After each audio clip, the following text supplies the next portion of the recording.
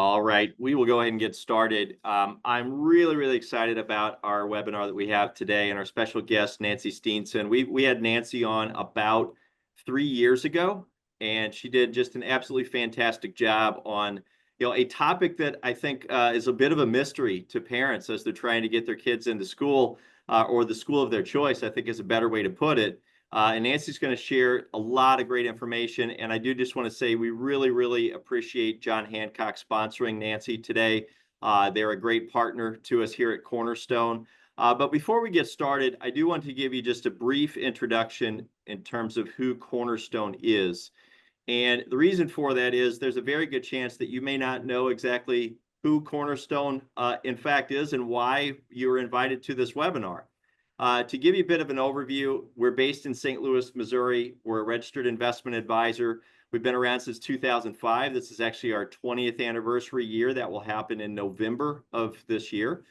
We have actually 133 financial advisors scattered across 15 states, a little over $9 billion in total client assets at the firm, and over 54,000 individual clients that are with our firm. And as I said, you may not really know who Cornerstone is, and the reason for that is your financial advisor is branding as something else. And you'll see a lot of the great names on the screen here. I'm sure you might know many of them. You'll see LifeMap Wealth Management. You'll see Steamboat Financial, Triada Advisors, Planify Group. All across the country, we have advisors who are affiliated with Cornerstone, but at the same time, choose to brand as something else, and that's something that we really fully support as they really build out their independent financial practice. Now, all of our advisors are registered with LPL. LPL Financial is the largest independent broker-dealer in the country, with actually now over $2 trillion in total client assets, over 28,000 independent financial advisors. And probably the most important number that you see on the screen there is zero. There are zero proprietary products that the firm has for their advisors to sell. So the advisors can always do just really what's in the absolute best interest of their clients, which is one of the reasons why they chose to be independent financial advisors. Now, why do advisors choose to affiliate with Cornerstone? And a lot of it really comes down to the three words that you see on the screen, which is support, structure, and scale. This webinar is a great example of that. Cornerstone does all of the planning. We go out, we find great speakers like Nancy, bring them in. We get their presentation, if need be, compliant approved. All the financial advisor has to do is send that invitation out to their clients. And ultimately what that leads to is more time for them to spend with you, their client, really trying to solve their overall financial needs. So that's, again, how this all fits together for you. A little bit of housekeeping before we get started. If you do have questions for Nancy, unfortunately, we cannot use the chat feature in Zoom for compliance purposes. So if you do have a question that you'd like Nancy to answer, you email that. The email will come to me. And the email address that you use is cornerstonewm@lpl.com. No spaces, no dashes in Cornerstone WM, but once again, that's cornerstonewm@lpl.com. And those will come to me, and after Nancy finishes up her presentation, we will immediately get into those questions. So as I said at the beginning, it's really my pleasure to introduce Nancy Steenson. And as I said, about 3 years ago, we had Nancy come on, gave a fantastic presentation. I can tell you, as a parent of 3 children, one's already out of college, one is in college right now, one is right behind going into college. I absolutely took some of the things that she shared from that presentation, and it was very helpful as we were going through the college admissions process. Nancy is a college admissions coach. She is the owner of Steenson College Coaching. And I'll let her maybe at the end, if you'd like to contact her, give a little commercial about herself and how you can contact her if you're going through this process with your child or grandchild along the way. But Nancy, really appreciate you being here. Let me turn the reins of the webinar over to you and let you just share some great knowledge for our participants today. Thank you so much for having me today. I'm thrilled to be here. Yeah, I'm going to talk a lot about the college admissions landscape that we're in right now in 2025. I'm going to begin by telling you just a little bit about myself. I'm going to end with a little bit of that as well. I own my own firm, Steenson College Coaching, and what I do all day, every day is work with young people, high school students who are applying to college. Some of them start with me in ninth grade, some of them start with me in 11th grade, but I help all of them through the whole process, through high school, making academic choices, making extracurricular choices, talking about the testing landscape, which we're going to do today. And I just love it. I love working with them. When I'm not working with those students, which is the vast majority of my time, I love speaking engagements like this. And I'm also an instructor in the professional program in college admissions consulting at the University of California, Berkeley Extension, which I love. I mentor other college counselors.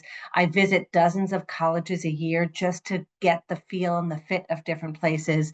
So I love what I do, and I'm thrilled to be here to share some of my knowledge and expertise with you.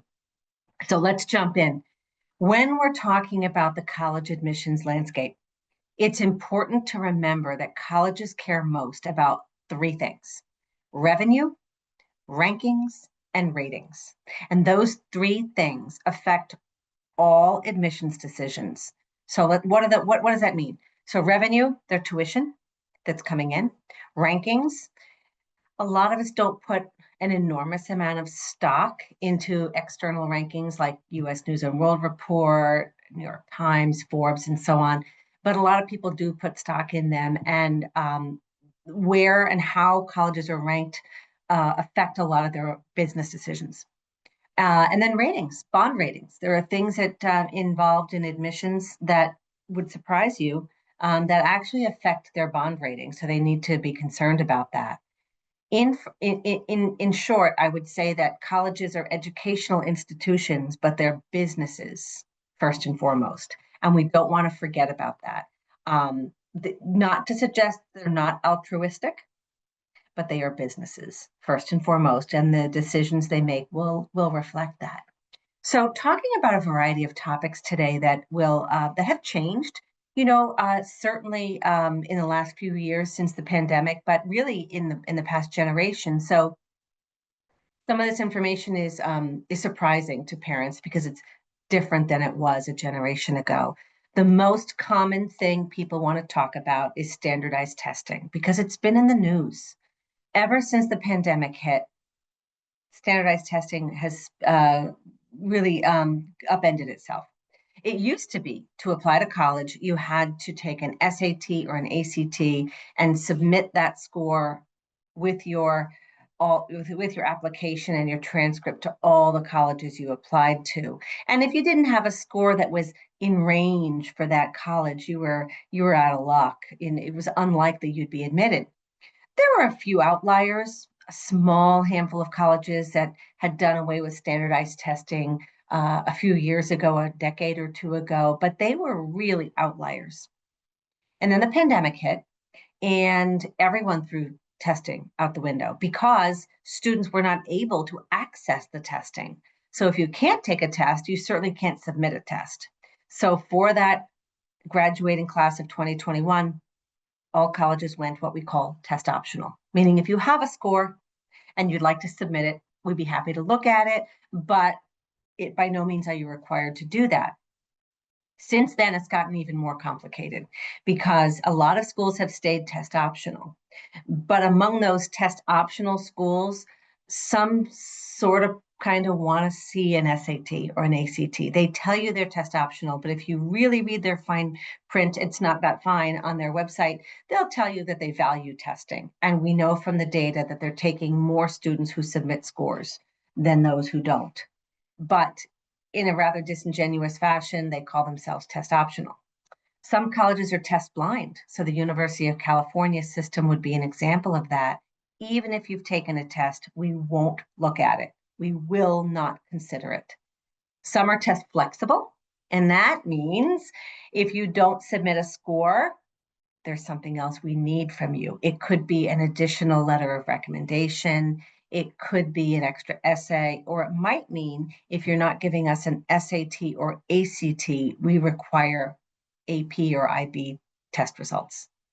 So, a lot going on here. And that last category, the last category would be colleges who've gone back to requiring tests. And we have a good size handful of those.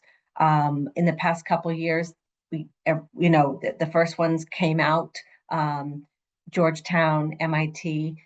Since then, every year we're getting a few more, and that list is growing. They've looked at their data and they've decided that students who have shown a certain score in their reading and their math exams are faring better in their institutions. So let's kind of break this up a little bit. There was a book that came out actually right before the pandemic, literally months before, called Who Gets In and Why. And it's written by Jeff Selingo, who's written about higher ed his whole career. Really fun book, as a fly on the wall in a couple of selective colleges as they're making their decisions and their whole process in deciding who's accepted and who's not over the course of a year. But in that book, there's something I really thought was useful to share, and that is the author's idea of putting colleges and universities into two economic categories. Now, to be clear, there's no list anywhere that's going to show you this. This is conceptual. So stick with me. We've got buyers and we've got sellers, and that economic concept is used in many different arenas. But when looking at colleges, buyers are those who are looking for applicants. Sellers have too many. They're in the seller's seat. So our buyers are colleges that have a higher acceptance rate, maybe over 50%. They're looking for reasons to admit. They need to make their enrollment goals. They may be tuition dependent, meaning they might not have a large endowment. So they need a certain number of students and the revenue that comes with those students to be able to pay their bills. Many buyers really don't care about tests and may never go back to requiring them because they want to see what's great about the candidate so they can admit them. And as long as they feel that candidate will be successful at their institution, they're likely to admit them. They don't really need the inability to score well over the course of 2 hours on a Saturday morning to keep them from admitting these kids. Now, sellers are in the selling seat. They're looking for reasons to deny. They need to make tough cuts because they get oodles and oodles of applications of high achieving students, and they can only take so many. Now, many sellers have gone back to requiring a test score, or they have an official test optional policy, but they might prefer to see a score, or maybe they have an official test optional policy which allows them to admit who they wish without being beholden to the scores feeding into rankings. So what I'm saying there is these sellers can say, this kid is going to be my football quarterback. This one achieved some amount of fame because he developed 3 apps that have sold around the world. Highly accomplished young people. This one plays the harp, and we need one of those for our orchestra. Highly accomplished young people who might not score very well on standardized tests, and very prestigious colleges love kids like that. If they required a score and the student did not score well at all, that data, including those scores, get fed into the big melting pot of college admissions data, and that affects their rankings. So the super selective colleges like to show that the average scores of students applying to their schools are very high because that makes them look really good and it makes them move up the rankings. Having a test optional policy allows them to do whatever they want and admit whomever they want without worrying about that. So sort of interesting putting these colleges into a couple of different categories. Again, you're not going to find a list anywhere. I often get the question, well, where do I get that list? Who's a buyer and who's a seller? Keep in mind that our sellers are the bumper sticker schools, the schools that everyone's proud to brag about. And, they're very prestigious and are at the top of the food chain, top of all those rankings. However, buyers make up the vast majority of colleges in this country. There are about 2,800 colleges and universities in the United States, and less than 100 are sellers. And the other 2,700 and some odd are buyers. And there, many of them, in my estimation, are not likely to go back to requiring scores. So let's talk about what does matter on a college application if the score is not going to be a big part of that application. So what matters is not so much GPA, which is something a lot of families like to talk about. Well, my son has a 4.0, my daughter has a 4.8. It's just a number, and it can be complicated because a GPA is a number that a high school awards to a student on the transcript. And it's based on the grades that student got, and also the bumping up of that number based on the rigor of the class. So in some high schools, if an A is a 4.0, an A in an honors class might be a 4.3, or it might be a 4.5. An A in an AP class might be a 4.8 or a 4.3 or a 4.5, whatever the high school wants it to be. So it's impossible to compare high school to high school to high school.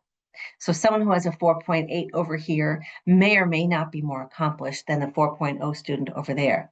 So a GPA in and of itself doesn't mean anything to me. Furthermore, it's really important to remember or to know that there's an enormous amount of grade inflation in this country. And a lot of parents aren't aware. So I want to make that really clear. 59% of high school graduates in this country who are going on to college have an A average coming out of high school. 59% of kids graduating high school going on to college have an A average. It used to be when I was in high school, the really smart kids got straight A's, and a lot of kids got A's and B's. And if you weren't so good at a subject, you got a C. And if you really were doing poorly, you'd get a D, and so on. We're not seeing D's, and we don't see a lot of C's. And B's are not as common as you think, all feeding into the 59% of high school grads having an A average. So when parents see their students getting a lot of A's, they may think that student is at the top of the class, but not necessarily. And more high schools don't rank their kids, being in the top 10% or whatever the rank might be. A lot of them aren't reporting that anymore. So we're left with a lot of kids getting a lot of A's and no way to know who's a stronger student.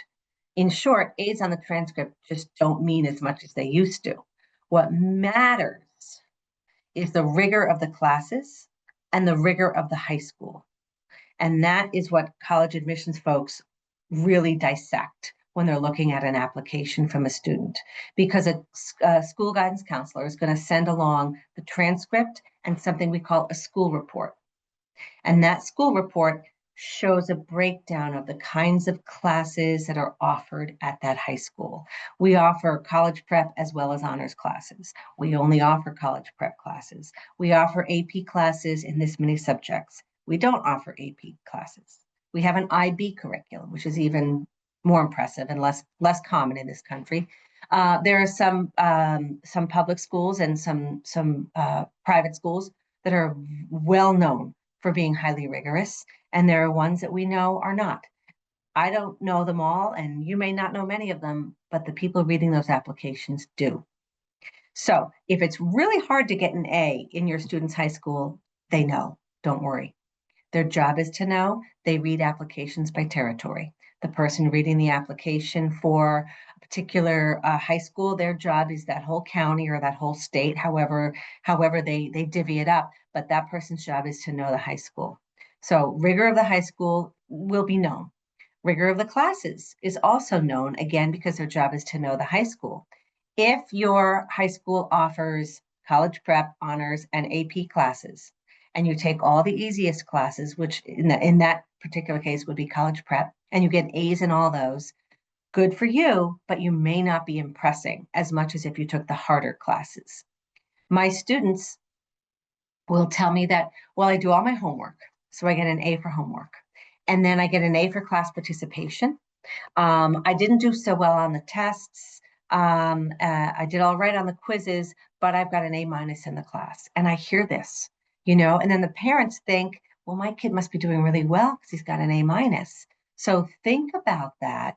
Colleges are going to dig deeper. They want to know about the rigor of classes. They want to know about the reputation of the high school. Now, that is not said to intimidate. You do not have to go to the most prestigious prep school in your area, not by any means. I'm simply suggesting that if the high school is known for rigor, then they look at things a little bit differently in terms of the grading.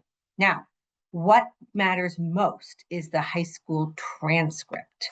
That is the document that shows the classes and grades for freshman, sophomore, and junior year. And then it would also have the classes for the incoming senior year when the student applies to college in the fall. That's what colleges get. It's sent by the high school. And they're not going to jump and look to the GPA because they know it differs from high school to high school. What they are going to do is look at the classes that the student took and the classes that are offered based on the high school profile that they're given by the guidance department, and they're going to compare the two. And so with test optional policies at many of these schools, the transcript, the choice of classes, and the grades the student got in those classes, that is the crucial information. So I tell my students to know what their goal is when planning their high school plan of study over 4 years. Is their goal to graduate from high school? Is their goal to go to college? Is their goal to go to a selective college? Or maybe their goal is to go to one of the most selective colleges in the country. Those could well be 4 very different pathways through high school. What we don't want is, well, I'm not taking foreign language after sophomore year. Why not? I don't have to. What do you mean you don't have to? I don't need it. You don't need it to graduate from high school. But we better take a look at whether the colleges you're interested in expect it of you, even though it's not required to graduate. And in fact, the more selective colleges in this country are looking for 3 and 4 years of language. And in the words of the dean at Lafayette College on a webinar I did some time ago, why? Because it's hard. Because it shows stick-to-itiveness.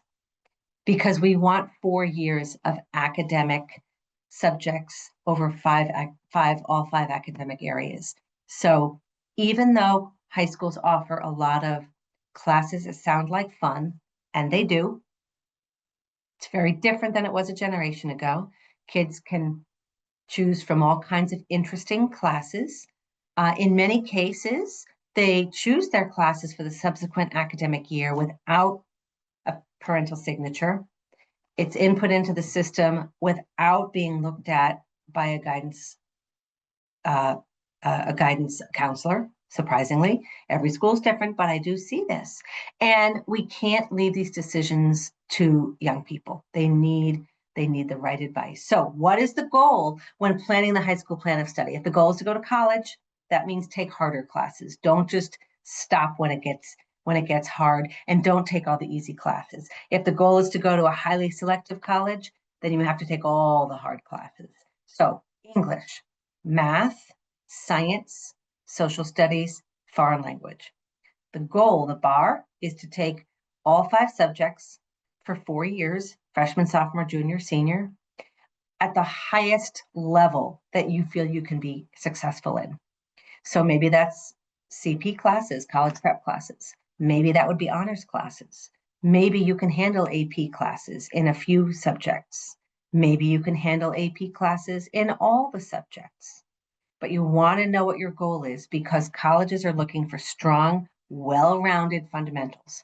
They want English 1, 2, 3, and 4, or honors or AP English classes. They want literature-based writing classes. So when a high school offers film studies, media studies, public speaking, journalism for English, that's an elective. We call that an elective, and it's extra, just like you can sign up for chorus or ceramics or anything else. Even though they let you take it for your senior year English, it sounds like fun. It is fun, and it will be perceived as such. And they know the rigor isn't there the way it would be with a standard literature-based English class, whether that's college prep, honors, or AP level. This is a rule of thumb regardless of the major the student wants to go into. Many high schools have interesting voc tech programs for people who think they want to go into healthcare. They may have pre-engineering classes, which are wonderful. Those are all extra, always extra. So I'm sure I want to go into engineering. I'm going to do this project lead the way or another engineering course of study. Great. In addition to physics and calculus at the highest level you're able to take.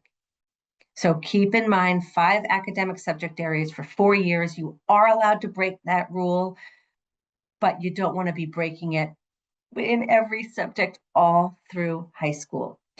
Sure, my STEM kids may not take a foreign language their last year, or they may not take social studies because they really want to double up on AP Science or AP Math. But for the most part, the more selective a college is, the more important it is to have those 5 academic subjects for 4 years. When it comes to science, I want to see biology, chemistry, and physics before you take any electives. We don't take astronomy or mythbusters instead of physics or chemistry. I mentioned that at very selected schools, this is exceedingly important. Surprisingly, the flagship state universities also have a very a high bar for these things as well. So you want to make sure that it's not just your super selective private schools. If you have your flagship state university in mind for college, go on their website, click on the admissions tab, find something that says what we look for or academic preparation, because they also set the bar quite high. You know, whether your student goes to public school or private school, you're paying for that education. Your property taxes fund your children's public school. Get your money's worth.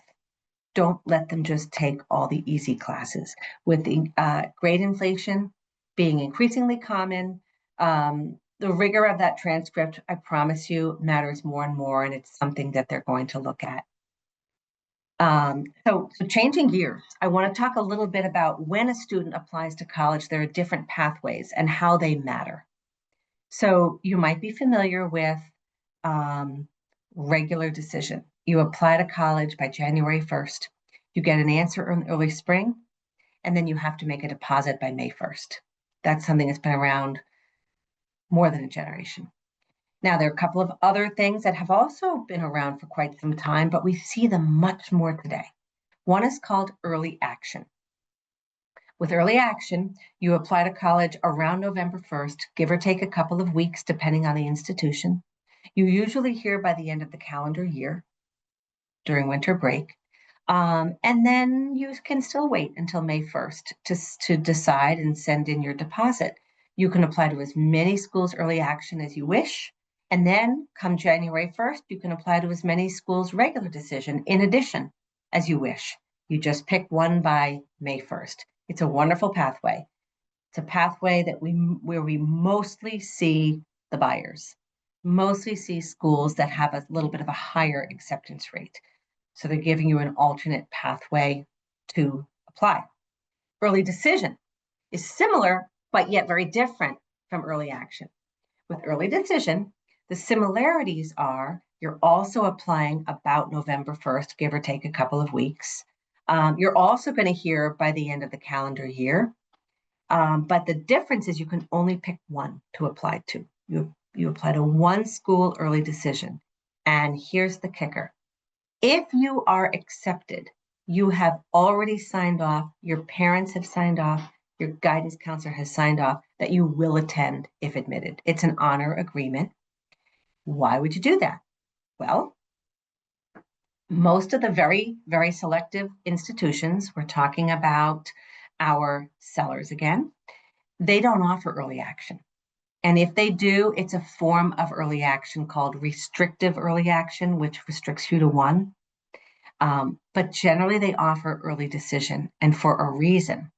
They love early decision. When a student applies early decision, as I said, they're bound to to accept the offer, which is wonderful for colleges. I'm going to explain that to you.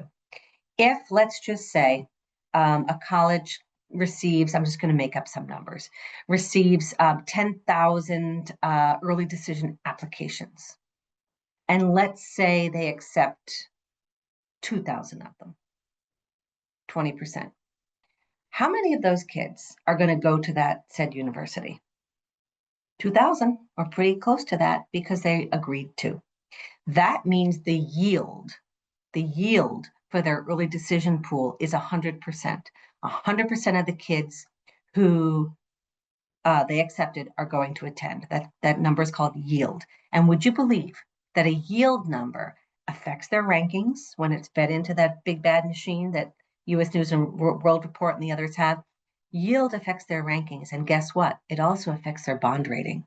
If a college has a very poor yield, like let's just say 10% of all admitted students choose to attend, that's not a great yield. That affects their bond rating. So yield is important.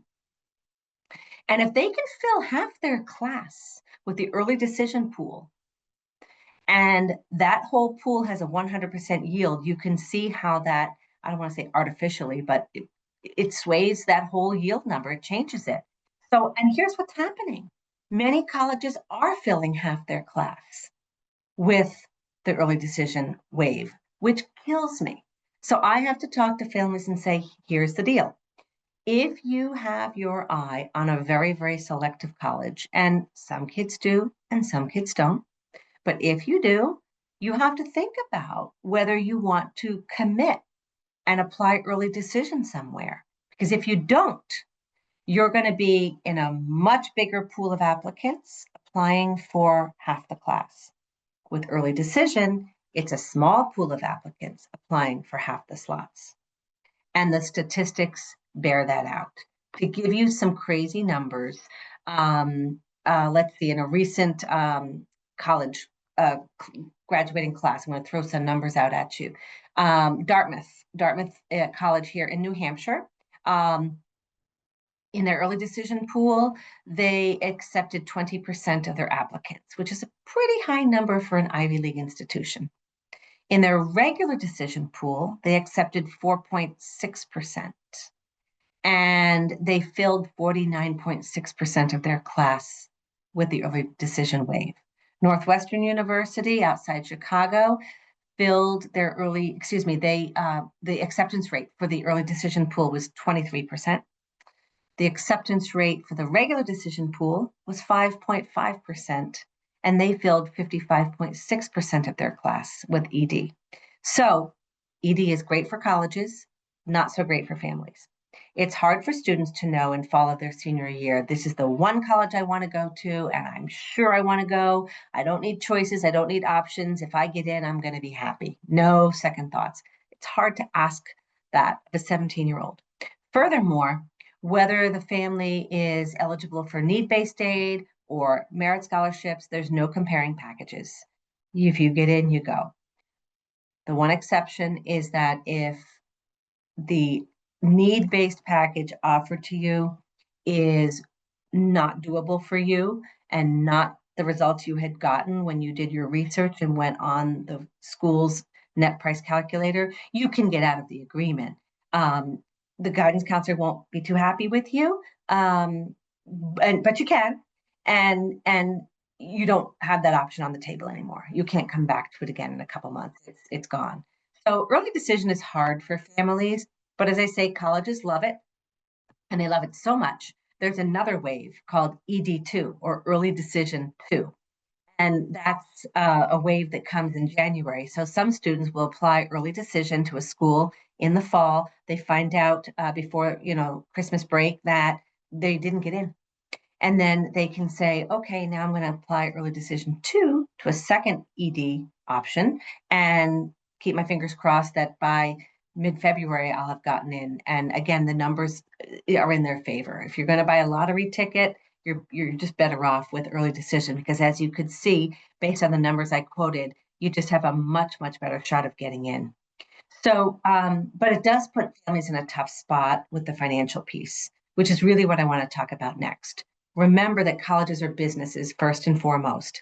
And but there's a lot of money there. There's a lot of money there for families, and it's really important to know that, how can my son or daughter get a great scholarship for college? The first and foremost, best way to get scholarship money, it's directly from the institution. 80% of all free money for college comes directly from the college and universities, not from outside scholarships, not from all those websites that you can apply to this scholarship and that scholarship and the other one. They're fine, they're extra, but most of it comes from the institution. Local scholarships, the Garden Club, the Rotary Club, fantastic, but they tend to be very small. They're non-renewable. It's a drop in the bucket for what you're going to have to pay over 4 years. Those national scholarships on the websites, their applications are labor intensive. They require essays. Odds aren't great statistically, but with the proper strategy, you can get a great package directly from a college or university. So the first thing you want to know is to define your need. Do you qualify for need-based financial aid or not? Because there are two buckets of money that colleges use to award to students. One is based on need, based on financial aid. You'd fill out a couple of forms, the FAFSA, the CSS profile, which is used by a couple hundred institutions in this country. FAFSA is used by all of them, and it will tell you what you can afford. You may or may not agree with what they tell you, but it will tell you what you can afford. And so if hypothetically it tells you your student aid index, that's a number that you can afford, is $40,000 hypothetically. And if the school costs $90,000, then you are eligible for up to $50,000 in grants you never have to pay back. The college may or may not award you as much as you're eligible for, but you may well get all of it. Some colleges that are less well endowed may gap you and give you 20 or 30 and ask you to take loans out for the rest. But either which way, that is financial aid. It's based on need.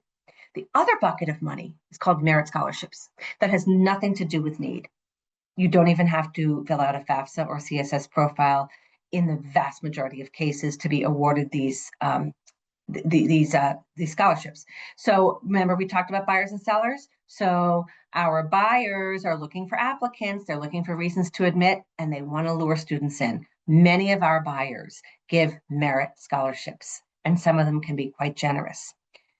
Remember the numbers I talked about. Out of about 2,800 four-year institutions in this country, less than 100 of them are sellers. Less than 100 of them have too many applicants, and those sellers generally don't give merit scholarships. If you don't qualify for need-based aid, you're probably not going to get a merit scholarship. You can check each and every website of each and every college to see what their policy is. You can ask the question when you go on college visits. They'll tell you. But you can pretty much expect that about 2,700 or so institutions will give merit scholarships. But if you want those bumper sticker schools, impress everyone, you're probably not going to get a cent if you don't qualify for need-based aid. So you need to know where you're shopping. If you want to go for a new car, you pretty much know if you're going to the Lamborghini dealership, or if you're going to go to the Toyota dealership, or if you're going to go to the used car dealership. You sort of know your budget. Well, when you're looking for a college, you want to know, do you qualify for need-based aid? Yes or no? If so, what is your student aid index? And there are calculators online, you can find that. If you don't qualify for financial aid, have you saved enough money? Do you have money in the 529s? Can you write a big fat check? If so, you don't have to worry about a thing. However, colleges are now hitting the $100,000 a year mark, some of them. And if you don't want to pay that, or you can't pay that, and you don't qualify for financial aid, you may want to be looking at those colleges that offer merit scholarship. The buyers, and trust me, many of them, many are wonderful institutions. Most of them offer a great education. You don't need the fancy name to be successful in life. Some people want the fancy name. Some people, it's not about the fancy name. Their student is exceedingly bright and wants to be challenged by other exceedingly bright students around them. Maybe a good fit for them is a very, very selective university. But again, when it comes to price, you have to know what your family wants to do and can do. Because in the end, you cannot, in most cases, you cannot chase prestige and merit scholarships in the same institution. They're going to come a little bit separately. I want to sort of finish with two quick topics. One is those forms that I just mentioned, the FAFSA, which is a federal form. It changed a year or two ago. It was an absolute nightmare for the class of 2024. This year, it's been all right, which is great because it was a big change in the form. If you have students who are older siblings or you've talked to friends and family, you need to know that the FAFSA did change. There are a few significant changes there. It's a shorter form. And I would say the most important change involves divorced families. If you're not married to the other parent of your child. It used to be that the custodial parent filled out the FAFSA and the other parent was off the hook. So one parent at the poverty level is saying, I need a lot of money, and the millionaire non-custodial parent is off the hook. That loophole isn't there anymore. So with the FAFSA, while only one parent has to fill it out, the parent who contributes more generously to the student's support, financial support, is the parent that must fill out the FAFSA. I can't tell you how they police this. I can only tell you the rules are the parent who contributes the most financial support to the student is the one that must fill out the FAFSA. There is a second form required of about 300 schools called the CSS profile. And just for your knowledge, both parents fill that out. So if you are applying to a school that requires a CSS profile, both parents are on there anyway. I want to close with one final thought, and that is when you look at colleges with your students, and it's important to do that, I always suggest making sure you get out and really see colleges in person, do some visits. Students sometimes have in their head, I really want to be in a big city. I really want yay rah, a lot of spirit. I really want this. I really want that. When they get to those campuses, sometimes it's different than they expected. And they find, well, maybe I want this instead of that. So in-person visits are priceless and really, really help students figure out what they really want. But interestingly enough, it's important to the college as well. It's what we call demonstrated interest. They are measuring the vast majority of colleges, with the exception of a small handful of sellers. They are measuring whether you're visiting, whether you're meeting a college rep at a fair, whether you're engaging on their website, whether you are perhaps doing a virtual visit, which they offer those as well. They're measuring all that because they don't want to admit students who have never shown interest in their institution. Why? Because they know you're not going to come. If you've never engaged with them, you're probably not really interested. And if you're not interested, you're probably not going to accept an offer of admission. And if you're not going to accept an offer an admission, it's going to negatively impact their yield number, which we discussed earlier. They don't want to admit students who aren't going to yield.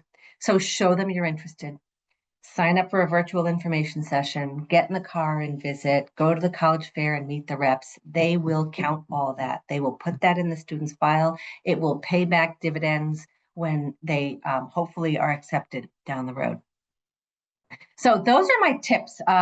In closing, I just want to say I love what I do. If this is not a plug, but my website is Steenson College Coaching.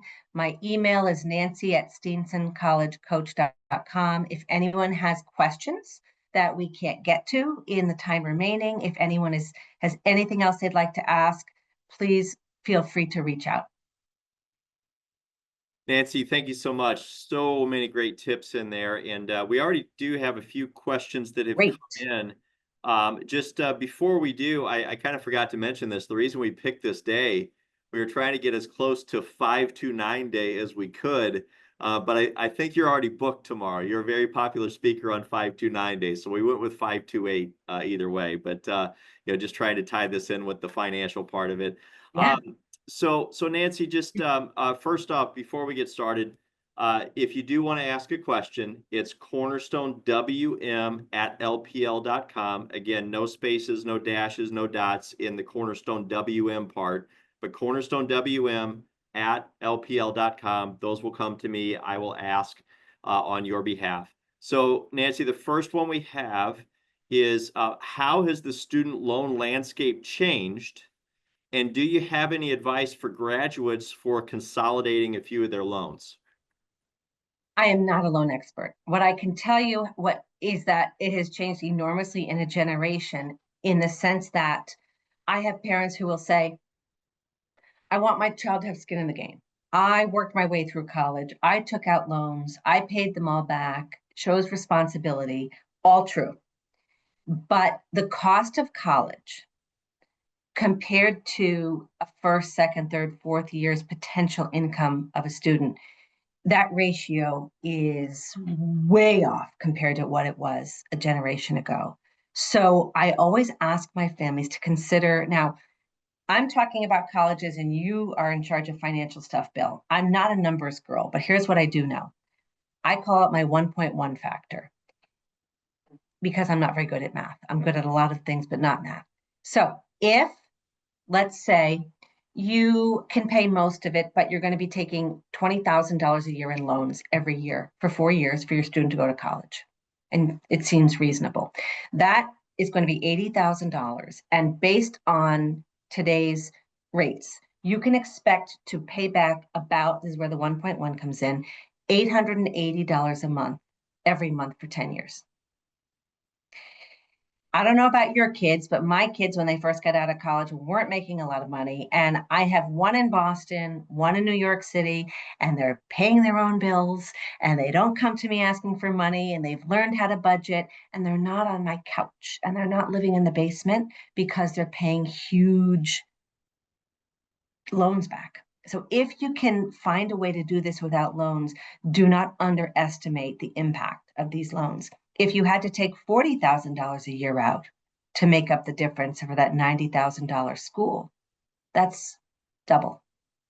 That's a 1,600 plus loan. And guess what? The federal government is only going to give your student about $5, $6, $7,000 a year. After that, you're co-signing as a parent. And so it's a family decision who pays those back. God forbid anything should happen to the child, the parent is still responsible. So that's what I can say about the landscape of loans. That's a very good point. And that's something that I don't think a lot of folks think about is, they think, well, I'll just, take out, loans for this. But, to your point, the federal loans are a relatively small amount, Yeah. and everything else then becomes a personal loan above that. And, it can be a family decision at that point. So, yeah, very, very good point. Nancy, I know on our first visit that we had with you about 3 years ago, I think you addressed this, but the question came up again. And of course, you talked about extracurriculars, kind of building out that resume, if you will, for that student who is applying. Um, First part of this question was, what about a job and kind of promoting that as an extracurricular? But then also, how do you reflect that? How do you let the college know about these extracurriculars? Is that the essay? Where does that come in as part of the admissions process?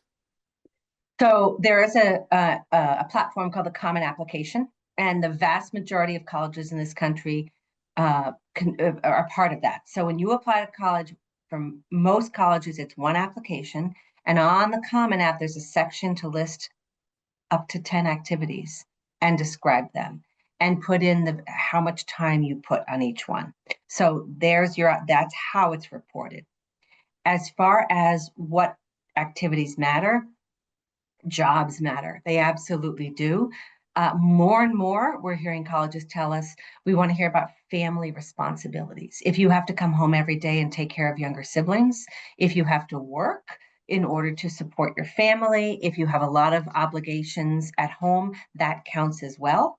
So activities is broadly defined as anything constructive that you do outside the classroom. It doesn't have to just be clubs and sports.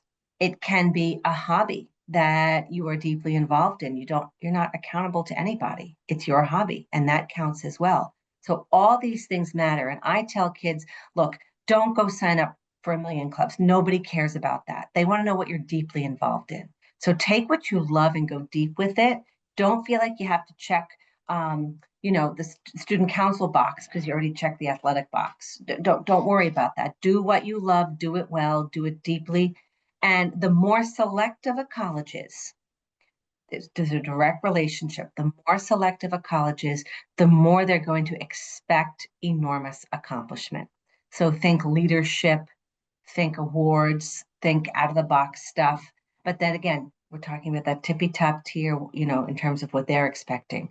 Most colleges are just looking for constructive time spent outside of the classroom. So earlier in your talk, you were talking about the rigor of the high school education, and the schools are going to know that. They're going to have some idea of the school you're coming from, and again, how does it measure up? This question was really kind of all things being equal. Is it better for the student to get a B in an AP or honors class, or an A in a general education class?